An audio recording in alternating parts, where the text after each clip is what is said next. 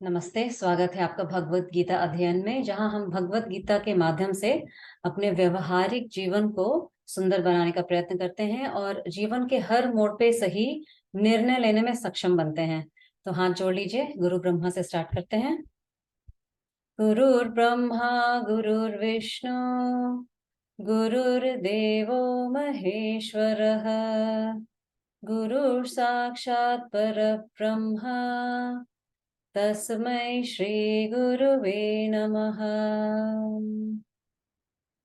चलिए अपने अंदर के गुरु को जगाते हैं और अध्ययन में लगते हैं।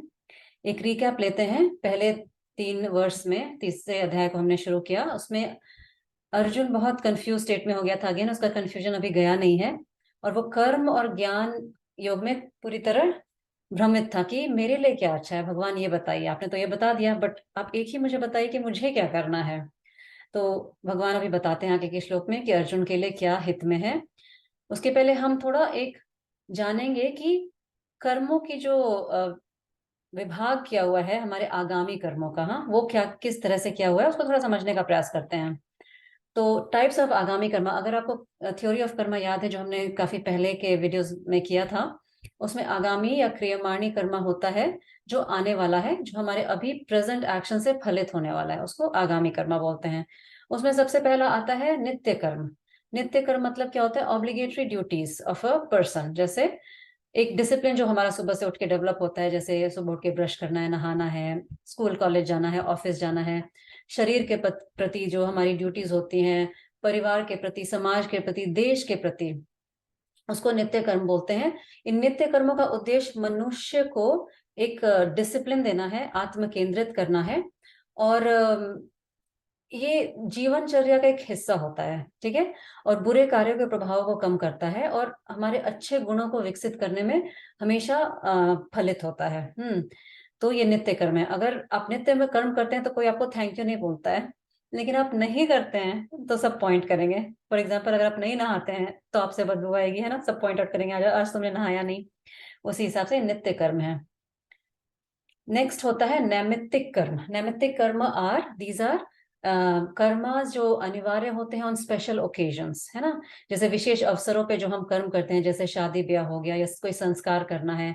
हमारे यहाँ 16 संस्कार बहुत फेमस है। जन्म संस्कार, जनेऊ संस्कार, विवाह संस्कार, दाह संस्कार अंत में होता है। और ये भी बहुत ही इम्पोर्टेंट होता है। धार्मिक अनुष्ठान जैसे उपवास रखना, कुछ लोग उपवास रखते हैं, या धार्मिक तरीके से उत्सव मनाते हैं, जन्मदिन मनाते हैं, पुण्यतिथि मनाते हैं, श्राद्ध मनाते हैं। ये सब भी नैमित्तिक कर्मों में आते हैं और इनका भी मीनिंग वही रहता है कि जीवन को एक डिसिप्लिन तरीके से जीना और स्पेशल ओकेजन को सेलिब्रेट करना, ताकि सब परिवार साथ में आए और साथ में मिलके सारे ये सब प्रयोजन करें हम। तीसरा होता है प्रायश्चित कर्म। प्रायश्चित कर्म जो होता है वो हमारे संस्कारों की सफाई के लिए होता है।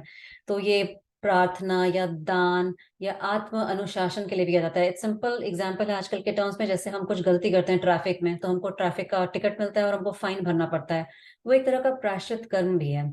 अगर हम लॉ ऑफ कर्मा के हिसाब से देखें तो प्रायश्चित कर्म, जैसे हमने कुछ बुरा किया है, किसी ने किसी का मान लो बहुत बुरा कर दिया, उनका वध कर दिया या कुछ कर दिया, तो उसमें उनको प्रायश्चित कर्म करना पड़ता है। बट ये जो उस व्यक्ति ने कुछ बुरा कर्म किया है या पाप कर्म किया है उसको कम नहीं करता है। there's no eraser for it. It doesn't erase your past karma. What it does is it reduces the impact of it by changing on working on your mind. तो मन की एक शक्ति को बढ़ाता है, ताकि उस व्यक्ति ने जो पाप कर्म किया है उसका जो रिजल्ट आएगा, है ना, फल आएगा, कर्म फल, उसको झेलने की उसमें वो शक्ति आ जाए और वो दोबारा वो पाप कर्म नहीं करे। तो इसका ये प्रयोजन होता है प्रायश्चित कर्म को। और हर I would say her religion या कल्चर में एक प्रायश्चित कर्म करने का एक तरीका बंधा हुआ है। और नेक्स्ट आता है काम्य कर्म। काम्य कर्म होता है अपनी मनोकामना पूर्ति करने के लिए किए वाले जाने कोई भी कार्य को काम्य कर्म बोलते हैं। इसमें आपका डोनेशन दे के न्यूज में आना या डोनेशन रिसीट पाना या एक्नॉलेजमेंट पाना, वो भी काम्य कर्म हो सकता है। इसमें काम्य कर्म हो सकता है जैसे फेसबुक पे आपने कोई पोस्ट की, उसमें कितने लाइक्स मिले वो देखना, वो काम्य कर्म हो सकता है। कुछ लाभ की इच्छा आमतौर पे इस कर्म को करने के लिए प्रेरित करती है। ठीक है, इस कर्म को करने से कोई पाप नहीं होता, एक तरह का ये साधन है उनके लिए जिनको बहुत इच्छा होती है, इनको इच्छा पूरी करनी पड़ती है। इसमें पुराने जमाने में जैसे यज्ञ लोग कराते थे, पुत्र कामेष्टि यज्ञ, हाँ, संतान प्राप्ति के लिए या पुत्र प्राप्ति के लिए या फिर वर्षा प्राप्त करने के लिए वो यज्ञ करते थे। किसी को देवता को प्रसन्न करने के लिए यज्ञ करते थे। ये व्यक्तिगत इच्छाओं से इनका जन्म होता है काम्य कर्म का, which is not bad as long as आपके जो कर्म हैं वो किसी और को हानि नहीं पहुंचा रहे हैं, किसी और पर्सन या समुदाय को नुकसान नहीं पहुंचा रहे हैं, तो आपका ये काम्य कर्म ठीक है।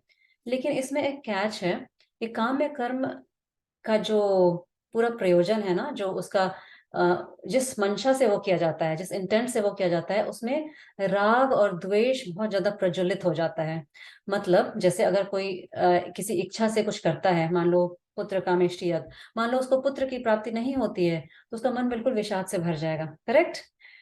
ओके, लेकिन हो जाती है तो वही बहुत ज्यादा उस राग में चला जाएगा पुत्र के प्रति। तो इसमें इसके पीछे राग और आसक्ति बहुत इन्वॉल्व रहती है, अटैचमेंट बहुत ज्यादा हो जाता है अपने कर्मों से। तो ये आपको कभी स्पिरिचुअल ग्रोथ में हेल्प नहीं करता है काम में कर्म। ओके, उस मनोकामना से किए गए कर्म को वो ग्रोथ नहीं मिलता है। ठीक है, मतलब मन का ग्रोथ नहीं होता है। ये अच्छे कार्य भी हो सकते हैं लेकिन ये पूरी तरह स्वयं से प्रेरित है।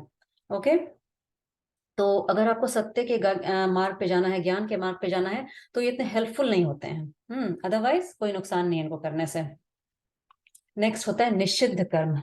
निषिद्ध कर्म जैसा शब्द बोलता है, जैसे जिसको करना नहीं चाहिए, जैसे मानव वध हो गया, असत्य बोलना, हाँ, किसी का नुकसान करना, इसमें शामिल है ये सब। किसी का झूठ मूठ का परेशान करना, तो इसमें कानूनी रूप से भी रूल्स हैं कि कोई कुछ ऐसा करेगा तो उसको वो दंड मिलेगा। ठीक है, तो सामाजिक रूप से भी ये निषिद्ध होते हैं और ये समाज में स्वीकृत नहीं होते। जैसे समाज में कि आपने किसी को भी चलते फिरते मार दिया है ना, वैसा ये जस्ट आपको ये पार्डन नहीं मिलता, क्षमा नहीं मिलता, कानूनी रूप से आपको सजा मिलेगी ही। ऐसे निषिद्ध कर्म है और ये हमारी आध्यात्मिक प्रगति के लिए बिल्कुल भी हानिकारक है ना। ठीक है, नेक्स्ट देखते हैं हमारे लास्ट टाइप ऑफ कर्म में, निष्काम कर्म।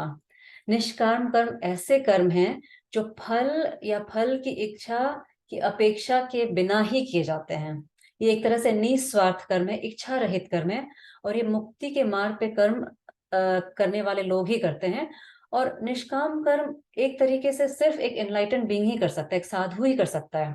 एक साधक जो होता है उसको सिर्फ प्रयास कर सकता है ना, सिर्फ आप कोशिश कर सकते हैं कि आप निष्काम कर्म करिए, बट 100% इन टोटालिटी नहीं हो पाता है। क्योंकि जब तक आप उस एनलाइटनमेंट नहीं रीच करते हैं तब तक कुछ ना कुछ इच्छा अंदर में रहती है और बिना इच्छा और अपेक्षा के काम किए बिना वो कई बार संभव नहीं हो सकता है। बट इसका अभ्यास किया जा सकता है और ये कर्म योग की एक वन ऑफ द ये भी है, प्रिंसिपल्स भी है निष्काम कर्म की तरफ जाना। तो ये हमने आगामी कर्म के टाइप्स देख लिए। ये टर्म्स बहुत ही इंपॉर्टेंट है क्योंकि आगे के श्लोक का समझने में काफी काम आएंगे कॉन्सेप्ट्स में। नेक्स्ट है पुरुषार्थ। तो वेदास के हिसाब से पुरुषार्थ 4 दिए हुए हैं। पुरुषार्थ मतलब होता है, पुरुष मतलब पर्सन, ह्यूमन बीइंग, अर्थ मतलब पर्पस और मीनिंग। पुरुषार्थ का मतलब होता है पर्पस ऑफ ह्यूमन लाइफ। तुम्हारे वेदों में ना 4 टाइप के पुरुषार्थ दिए हुए हैं अकॉर्डिंग टू वेदास। ये है धर्म, अर्थ, काम और मोक्ष। धर्म का अर्थ हमने बहुत पहले पहले ही चैप्टर में देखा था, है ना, पहले वीडियो में। अगर आप नहीं देखें तो आप वापस जाके देखिए। धर्म का मूल अर्थ है, संस्कृत से धर से लिया गया है, जिसका अर्थ है जो एक साथ करके रखता है सबको, दैट होल्ड्स एवरीथिंग टुगेदर, जो हमारे जीवन को नियंत्रित करता है। जैसे माँ का धर्म हो सकता है, पिता का धर्म हो सकता है, एक नागरिक का धर्म हो सकता है, मानवता का धर्म हो सकता है, राज धर्म हो सकता है। अलग अलग धर्म हो सकता है, आप डिफरेंट रोल्स प्ले करते हैं, उसका धर्म हो सकता है। अपने प्रति धर्म हो सकता है, ओके, अपने शरीर के प्रति धर्म हो सकता है। आजकल क्या होता है कि लोग धर्म की छोड़ के ज्यादा अधिकार की बात करते हैं ना, animal rights, human rights, children right, women's right, ऐसे बात करते हैं। लेकिन अगर आप ये सोचिए, जब सारे लोग अपने धर्म का व्यवस्थित रूप से निर्वाह करेंगे तो किसी के राइट्स का प्रश्न ही नहीं उठेगा। उठ सकता है क्या? नहीं, कुछ नुकसान नहीं होगा, सब कुछ व्यवस्थित चलेगा। तो धर्म का वही अर्थ है जो सबके हित में हो। It's a cause for greater good, it holds either a person और अ सोसाइटी, है ना, वो धर्म का अर्थ है, जिसके बिना उसका एग्जिस्टेंस पॉसिबल नहीं है। अर्थ का यहाँ मतलब है धन। ऋषियों ने हमारे जीवन में अर्थ का, धन का बहुत महत्व समझा था। जीवन को सुखपूर्वक जीने के लिए धन की आवश्यकता होती है, लेकिन ये धन उन्होंने बोला ईमानदार तरीकों से ही अर्जित किया जाना चाहिए। सॉरी, ये अर्थ धर्म के बेसिस पे अर्जित कर लिया जाना चाहिए। यदि धर्म और अर्थ में टकराव होता है ना, कॉन्फ्लिक्ट ऑफ इंटरेस्ट होता है, तो धर्म को हमेशा प्राथमिकता देनी चाहिए। जैसे आप धन कमाना चाहते हैं बट वो थोड़े अनफेयर मीन्स से है, उसमें बहुत आपको फायदा हो रहा है, लाभ हो रहा है, लेकिन उसमें किसी को नुकसान हो रहा है, वो धर्म के रास्ते पे नहीं है ना, there something not right about it. So always follow dharma. Okay, एक शंकराचार्य का श्लोक याद आता है मुझे इसका, भज गोविंदम का। मूढ़ जही ही धनागम तृष्णा, कुरु सद्बुद्धि मनसि वितृष्णा, यल्लभसे निज कर्मोपातम, वित्तम तेन विनोदय चित्तम। मतलब मूढ़ जही ही धनागम तृष्णा मतलब है कि वो शंकराचार्य बोल रहे हैं, अरे बुद्धू, इतना ज्यादा धन के पीछे नहीं भागो, सद्बुद्धि से जो कमाया हुआ धन है वही तुमको लाभ होगा, और वो तुम्हारे कर्म फल तुमको अपने आप मिल जाएगा। ओके, जो अच्छे ईमानदारी सच्चे मन से कमाया हुआ धन है उसका फल तुमको जरूर ही मिलेगा, और उसी से चित्त की शांति होती है। जो बोलते हैं कि बेईमानी से कमाया धन हो, उससे चित्त की शांति कभी नहीं मिलती, और वो बेईमानी का धन कहीं बेईमानी में ही निकल जाता है। नेक्स्ट है काम। काम का अर्थ है आनंद या इच्छाएं, है ना, जो हमारी इंद्रियों से अर्जित करते हैं, जो हम शब्द स्पर्श रूप रसगंध देखना चाहते हैं, वो है काम। एज लॉन्ग एज हमारा काम, हमारी जो कामना है किसी को हानि नहीं पहुंचाती है और वो धर्म के आधार पे है, वो भी हमारे ऋषि बोलते हैं इट्स गुड, एंजॉय, भगवान का दिया हुआ दुनिया है, ये पंच महाभूत है, just go and enjoy it, there is no problem it, as long as वो धर्म से कॉन्फ्लिक्ट नहीं हो रहा है उस काम का, है ना। कोई अपने कामना के लिए किसी और का नुकसान करता है या किसी को फिजिकली मेंटली टॉर्चर करता है, वो सही नहीं है, क्योंकि वो धर्म के आधार पे नहीं है ना। फाइनली आता है मोक्ष। मोक्ष यानी फ्रीडम।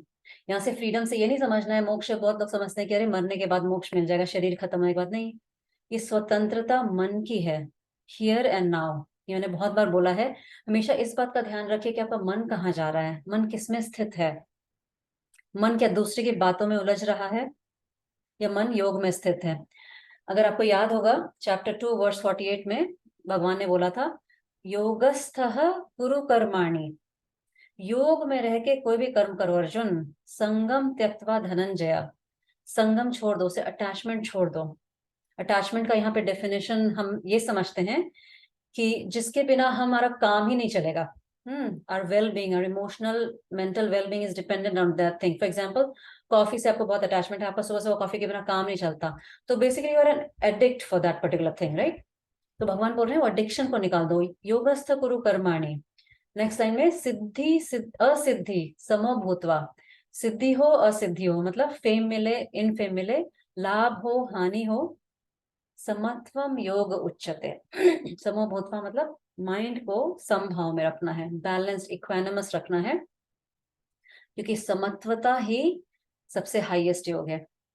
और ये बोलना तो बहुत आसान है, लेकिन थोड़ा सा दुख होता है, थोड़ा सा दर्द हो गया, हम परेशान हो जाते हैं, है ना। तो this is a thing to practice for साधक।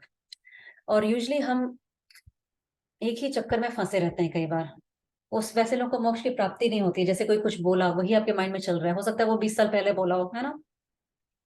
या फिर कुछ आपको फ्यूचर का टेंशन हो जाए, कल को मेरे बच्चों को क्या जॉब मिलेगा, पता अच्छे से पढ़ाई नहीं कर रहा है। तो इसमें एक एग्जाम्पल देते हैं, जैसे एक कुत्ता भौंक रहा है ना, दूसरा कुत्ता भी आके भौंकने लगता है साथ साथ में, ये भौंकता है फिर वो भौंकता है, आपस में भौंकने लगते हैं, बहुत नॉइजी हो जाता है।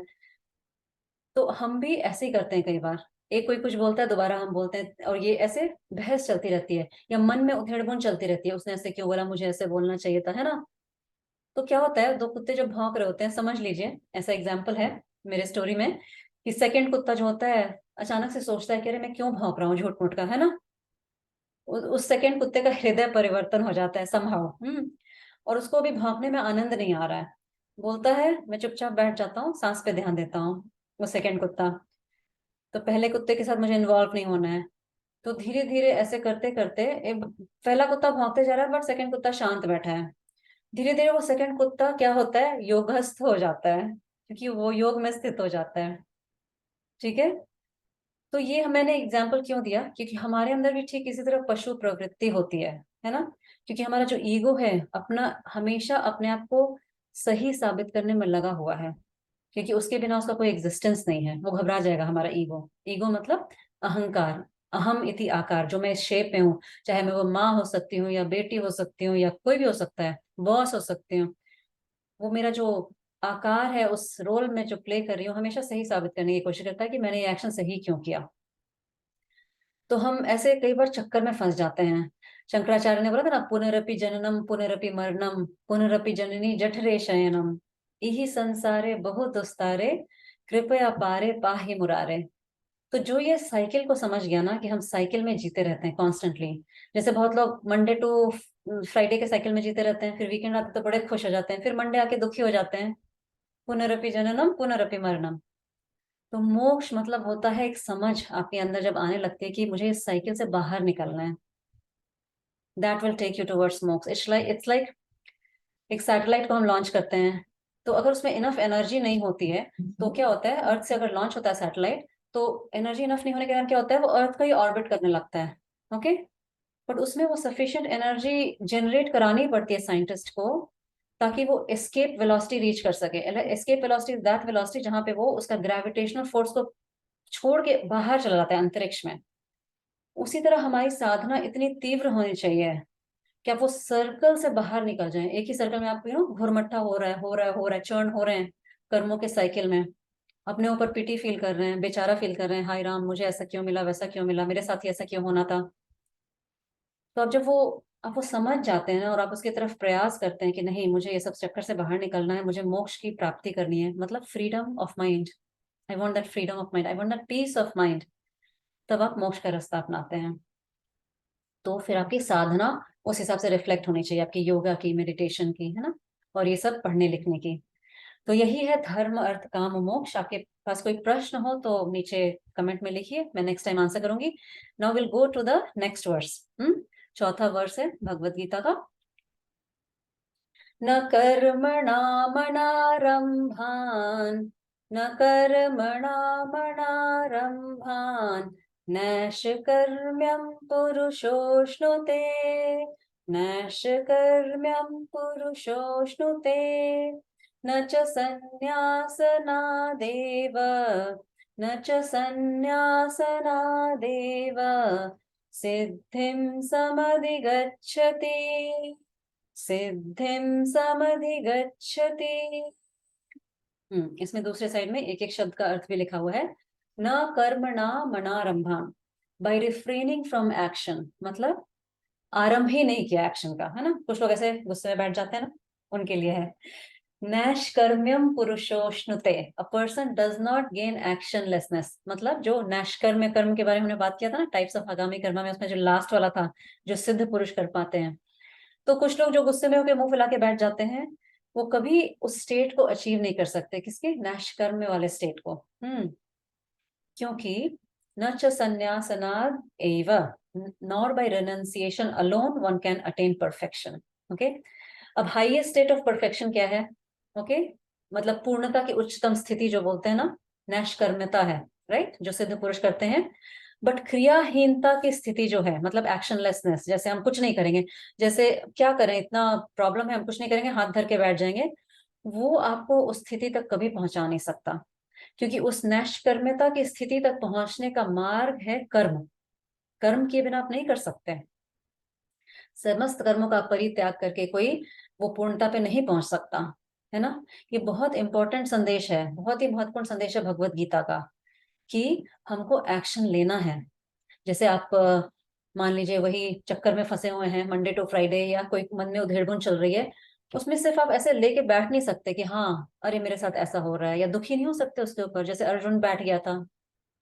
आपको उठ के काम करना है अपने मन के ऊपर, है ना। सिचुएशंस को चेंज करना आपके हाथ में है।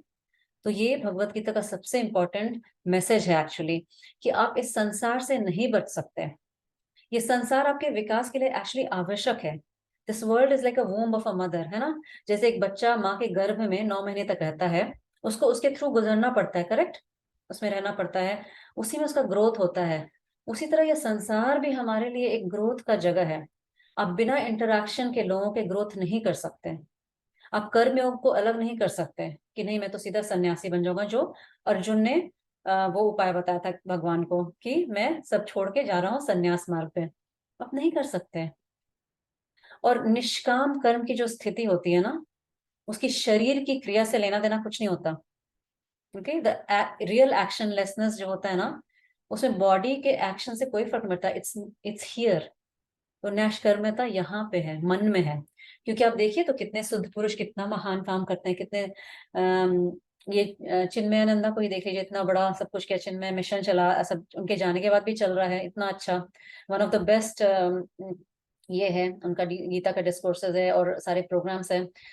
तो वो बहुत काम करते थे, मैंने सुना है। घंटों घंटों काम करते थे, 14 से 18 घंटे काम करते थे। लेकिन माइंड में कोई काम नहीं होता उनके, है ना। क्योंकि आत्मा तो कोई काम करती ही नहीं है, है ना, वो तो वैसे विटनेस होती है। तो वो उस लेवल तक पहुंच जाते हैं, उनकी सिद्धि इतनी हो जाती है कि उनको कितना भी शरीर कर्म करे, उनको लगता ही नहीं कि उन्होंने काम किया। वो अंदर से एक एनर्जी, ऊर्जा इतनी रहती है। तो यही इसका मतलब है कि आपके जीवन में, प्रैक्टिकल लाइफ में देखें कि कोई भी सिचुएशन आपको चेंज करना है, आप फर्स्ट ऑफ ऑल किसी को ब्लेम नहीं कर सकते। आपकी लाइफ में जो सिचुएशन है, it's come to you because of you only, है ना।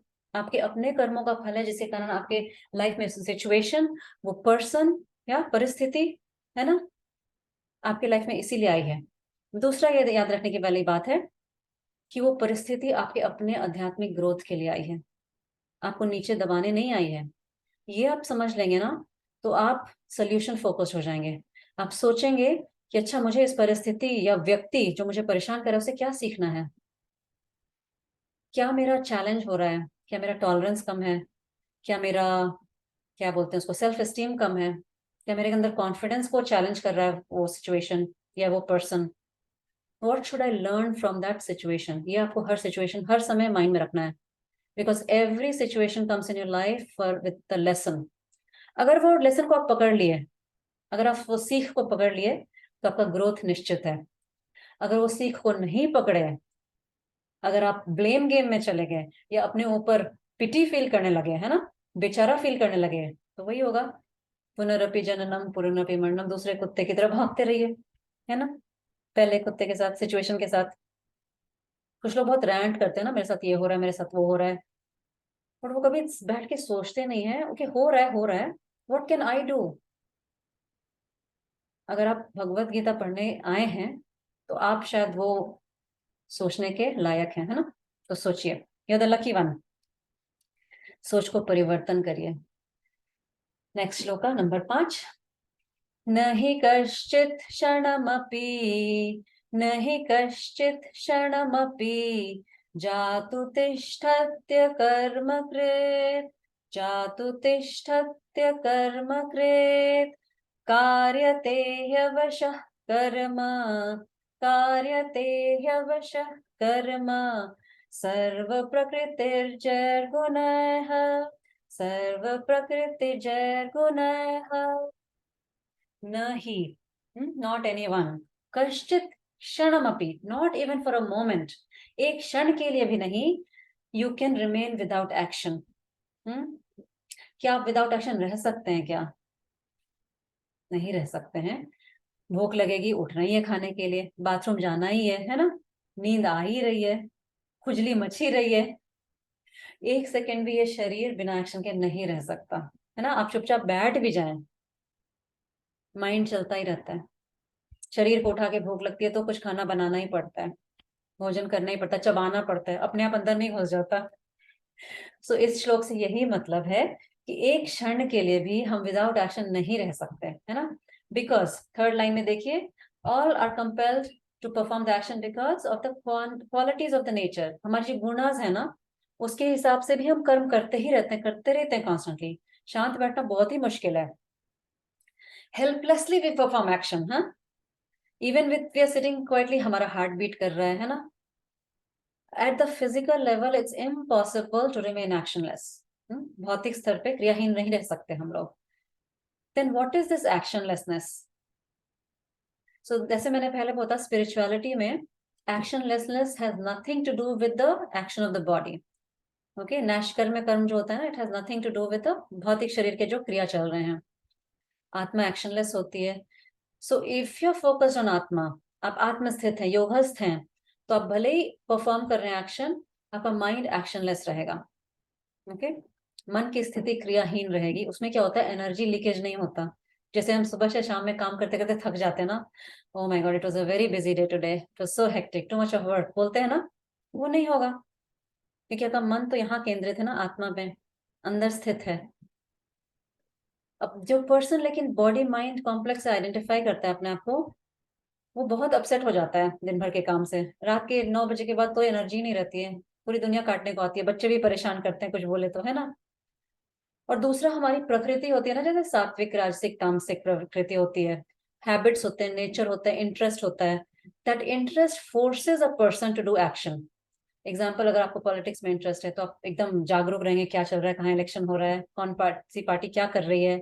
स्पोर्ट्स में इंटरेस्ट रहेंगे, उसमें रहेगा। किसी को म्यूजिक में इंटरेस्ट रहता है, किसी को डांस में इंटरेस्ट रहता है, किसी को ड्रामा में इंटरेस्ट रहता है, किसी को स्पिरिचुअलिटी में इंटरेस्ट रहता है, भगवत गीता पढ़ने में। तो बिना किसी के बोले हम भगवत गीता पढ़ते रहते हैं, वीडियो बनाते रहते हैं, है ना, और आप देखते रहते हैं। तो प्रकृति के गुना है ना, ये अवश्य रहता है। ये लिखा है ना, कार्यते यवश कर्मा, वश ही नहीं रहता हमारे ऊपर। हम उसी हिसाब से काम करते रहते हैं। जैसे किसी को सिंगिंग में इंटरेस्ट है, दिल go on into that field only, है ना, उनको इतना इंटरेस्ट आता है उसमें। तो फिर अभी भगवान से हम पूछ सकते हैं कि you said there two categories, karma and gyan, beginners and advance. तो मुझे कैसे पता चलेगा कि मैं किस श्रेणी का हूँ, है ना। तो ये अगला श्लोक में भगवान हमको बताते हैं कि कैसे पता चलेगा। नंबर 6, कर्मेन्द्रियाणि संयम्य, कर्मेन्द्रियाणि संयम्य, य आस्ते मनसा स्मरन्, य आस्ते मनसा स्मरन्, इन्द्रिया इन्द्रियार्थान् विमूढात्मा, इन्द्रियार्थान् विमूढात्मा, मिथ्याचारः स उच्यते, मिथ्याचार स उच्यते। हाँ, कर्मेंद्रिया और ज्ञानेंद्रिया, अगर आपको याद है पहले के वीडियोस में हमने पढ़ा था, कर्मेंद्रिया जिनसे हम एक्शन करते हैं, मतलब हाथ पैर ये सब।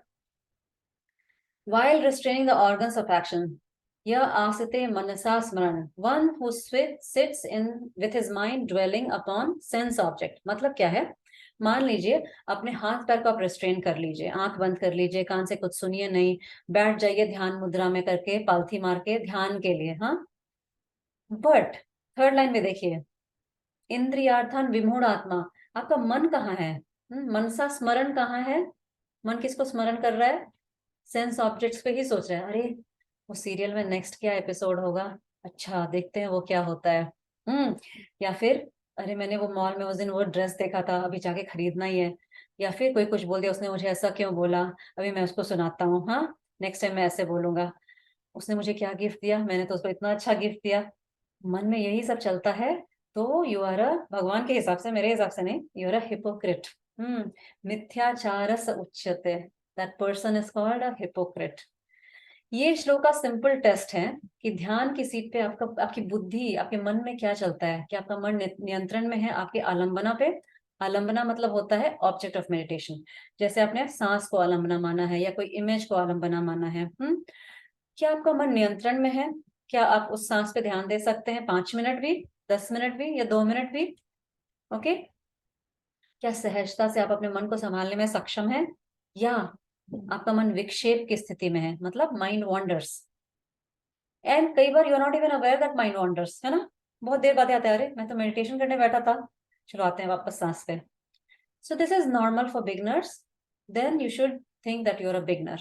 ओके, कभी खुजली मचने लगती है, कभी कुछ ध्यान आने लगता है, उसी समय कॉफी की याद आ जाती है, उसी समय शायद भूख लगने लगेगी मेडिटेशन के समय, फिर लगता है क्यों ये सब करना है मेडिटेशन, छोड़ो ये सब बकवास है, कभी वर्क नहीं करता। सच बात है, it won't work for you.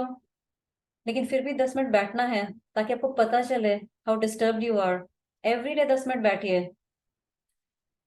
But घंटों बर्बाद नहीं करिए उसमें, क्योंकि आप ज्ञान के लिए उचित नहीं है, ज्ञान मार्ग के लिए, आप कर्म मार्ग के लिए उचित हैं। तो ये अध्याय, ये श्लोक उन लोगों के लिए है जो अपने माइंड को ट्रेनिंग देना चाहते हैं।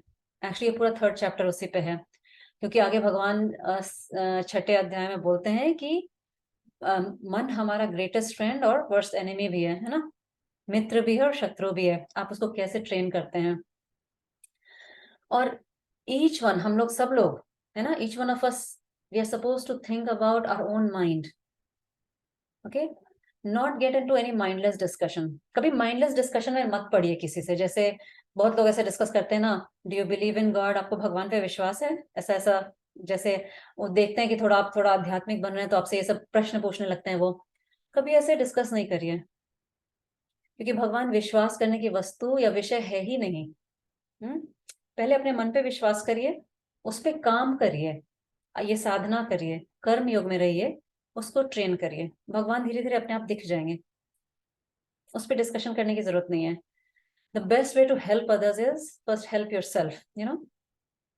कर्म yoga is meant for people who are struggling with their mind, जिनका मन ध्यान में नहीं लगता, फोकस नहीं है। It's like a prescription, doctor prescription लिखता है ना, कर्मयोग एक प्रिस्क्रिप्शन। और ये पूरे 3rd चैप्टर में आपको बताया जाएगा, वो प्रिस्क्रिप्शन का विस्तृत रूप से आपको ज्ञान मिलेगा। So don't sit and waste your time for long hours in meditation. और उसमें दुखी होने की जरूरत नहीं है, 10 मिनट बैठ जाइए, 15 मिनट, दैट्स इट, ओके। क्योंकि वो भी हेल्प करता है धीरे धीरे, क्योंकि अवेयरनेस बढ़ती है, बट बहुत ज्यादा उस पर समय नष्ट करने की आवश्यकता नहीं है। Get in to the field of action, okay. कर्मयोग में समय लगाइए। नेक्स्ट श्लोक आपको यही बताएगा। Let's see number 7। यस्तव इंद्रियाणि मनसा, यस्तव इंद्रियाणि मनसा नियम्यार्भतेऽर्जुन, नियम्यार्भतेऽर्जुन कर्मेन्द्रियः कर्मयोगम्, कर्मेन्द्रियः कर्मयोगम् असक्तः स विशिष्यते, असक्तः स विशिष्यते।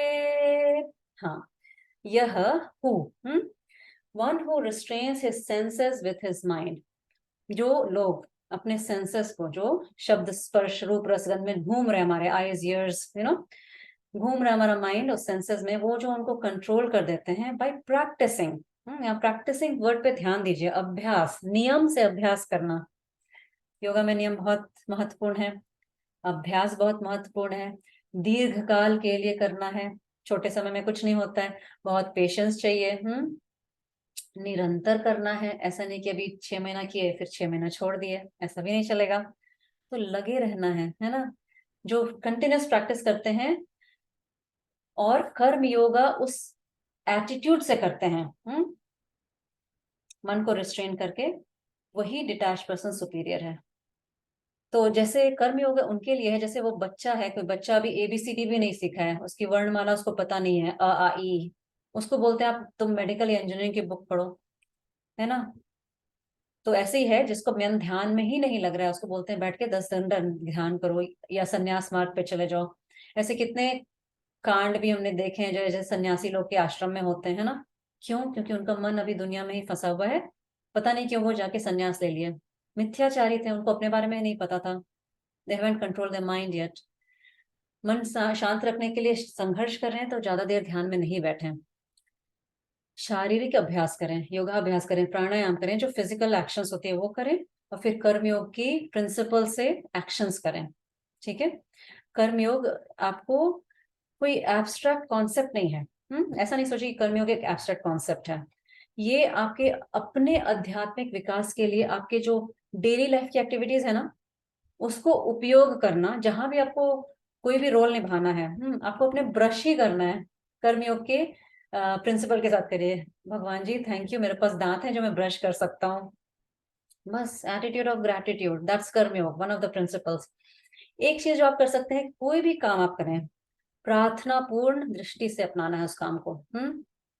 आपके जो अपने स्किल्स भी हैं, कोई अच्छा वक्ता हो सकता है, कोई अच्छा लिख सकता है, या कोई आप प्रोजेक्ट बहुत अच्छा कर सकते हैं जॉब पे, उस कुशलता और क्षमता को भी वो ईश्वर का उपहार मानिए, consider it as a blessing of God. आप एक कर्म करने का माध्यम है, परिणाम तो भगवान के हाथ में है। भगवान ने आपको कुशलता दी है ना, आपका अपना तो कुछ नहीं है। और जो रिजल्ट आएगा वो भी प्रसाद भाव से एक्सेप्ट करना है। That's why karma yoga is not doing mere duty. Doing your duty is the bare minimum to be a decent human being, है ना। ये आपको कर्मयोगी नहीं बनाता है, ये आपको अच्छा व्यक्ति बनाता है अपनी ड्यूटी करना। सिर्फ अच्छा व्यक्ति। कर्म योगा बियॉन्ड दिस ड्यूटी है ना। वो एक सेट ऑफ एटीट्यूड है। इससे आपको आसक्ति से दूर करता है। आसक्ति मतलब होता है जब किसी विषय या वस्तु पे आप बहुत ज्यादा आश्रित हो जाते हैं ना, वो उससे आपको अटैचमेंट हो जाता है। वो व्यक्ति कर्मयोगी नहीं है जो आसक्ति के साथ कार्य करता है। मतलब उसका माइंड हमेशा रिजल्ट में ही रहेगा, और वो अच्छा रिजल्ट नहीं हुआ तो उसमें फिर उसको द्वेष हो जाएगा, अरे मैं इससे बेहतर कर सकता हूँ next time. In the sense उसको बहुत द्वेष हो जाएगा कि मेरा क्यों रिजल्ट अच्छा नहीं हुआ, फिर वो किसी और को ब्लेम करेगा, इसको कोसेगा, है ना, या अपने आप को कोसेगा। और उसको परिणाम नहीं मिला उसके अनुसार तो उसको निराशा होगी। तो कर्मयोग एक समझ की बात होती है, it's a set of attitude, दृष्टिकोण। कर्मयोग दृष्टिकोण का परिवर्तन है, एक क्रांतिकारी परिवर्तन है ना। Revolutionary change of mindset. आप धीरे धीरे इस एटीट्यूड से अपने कर्म को, जीवन के सारे कर्मों का निर्वाह करेंगे, तो आप ऐसा पाएंगे कि धीरे धीरे आपका मन अधिक अनुशासित हो गया है। You can control your mind better. कर्म योग से न सिर्फ आप अपना भला कर रहे हैं, दूसरे का भी भला कर रहे हैं, और अपने मन पे भी काम कर रहे हैं। ये आपके अपने लिए है। और बहुत लोग जो ऐसा सोचते हैं कि life of a grihastha is a hindrance for ज्ञान, है ना। ऐसा कुछ नहीं है। Life of a grihastha is not a hindrance for jnana yoga, if you are living in your life in your karma yoga. क्योंकि कर्म और ज्ञान की सीढ़ी है। अगर आप कर्म योग में जीवन जी रहे हैं तो कोई भी जीवन, गृहस्थ जीवन, आपके लिए बाधा नहीं है। You live with your family, go to work, do whatever you can, but don't go to work just for getting paid. बहुत लोग सिर्फ पेचेक के लिए जॉब करने जाते हैं। कर्म योगी जाता है सोच के कि मैं आज अपने एनर्जी से किसको बेनिफिट करूंगा, है ना, मेरे जॉब पे मैं क्या बेस्ट करूंगा। आप जा रहे हैं अपने स्पिरिचुअल ग्रोथ के लिए, तो आपको ये वर्क का स्ट्रेस कभी नहीं होगा। How can I do my job best, क्योंकि वो आप अपने मन पे काम कर रहे हैं ना अपने स्पिरिचुअल ग्रोथ के लिए। तो कोई भी रोल आप कुशलता से प्ले करेंगे। कई बार क्या होता है, सीधा ज्ञान अर्जित करने लगते हैं लोग, तो बट वो रेडी नहीं रहते हैं उसके लिए। तो उसको ना मेंटल इनडाइजेशन हो जाता है ऐसे लोगों को। बात पचती नहीं है कि अरे, बहुत सारे डाउट्स होते हैं, अरे भगवत गीता में ऐसे लिखा है, बिल्कुल प्रैक्टिकल नहीं है ना। तो लोग फिर ना वो क्या होता है कि डाउट्स क्रिएट हो जाएंगे, लगेगा ये सब बेकार की बातें हैं, जीवन में पूरा उल्टा है, भगवत गीता में पूरा उल्टा लिखा हुआ है, क्योंकि वो रेडी नहीं होते हैं उसके लिए। तो ऐसे लोगों को पहले फिजिकल प्रैक्टिसेस करनी है, कर्म योग में जाना है। अगर मेरी बात सुनेंगे तो प्रैक्टिकल लाइफ बिना भगवत गीता हुए जो जी रहे हैं, वो अपनी बहुत एनर्जी वेस्ट कर रहे हैं। समझे हुए समझना है कर्मयोग को, क्योंकि वो कभी जीवन में अर्जुन जैसे एफिशिएंट नहीं बन पाएंगे। They will live life, they will enjoy life, but वो एफिशिएंसी नहीं आएगी, कुशलता नहीं आएगी जीवन जीने में। Life is all about efficiency, है ना। आप कितनी कुशलता से अपने जीवन का निर्वाह कर रहे हैं, न सिर्फ अपना जीवन सुंदर बना रहे हैं और दूसरे का जीवन भी सुंदर बना रहे हैं, है ना। यही हमको भगवत गीता सिखाती है, और ये कर्म योग का मार्ग हमको वो सिखाता है। तो I think Bhagavad Gita is the most practical guide to live life. और बहुत लोग ऐसा सोचते हैं ना कि अभी से क्यों भगवत गीता पढ़ना है, जब रिटायर हो जाएंगे तो पढ़ना है ना। ये तो बचपन में सिखाई जाने वाली चीज है, फ्रॉम मिडिल स्कूल अपवर्ड। तो यही है, इस पे ध्यान दीजिए। और हम आज की सभा यही समाप्त करते हैं। हाथ जोड़ लीजिए। ओम पूर्णमदः पूर्णमिदं पूर्णात् पूर्णमुदच्यते पूर्णस्य पूर्णमादाय पूर्णमेवावशिष्यते। ओम शांति शांति शांति।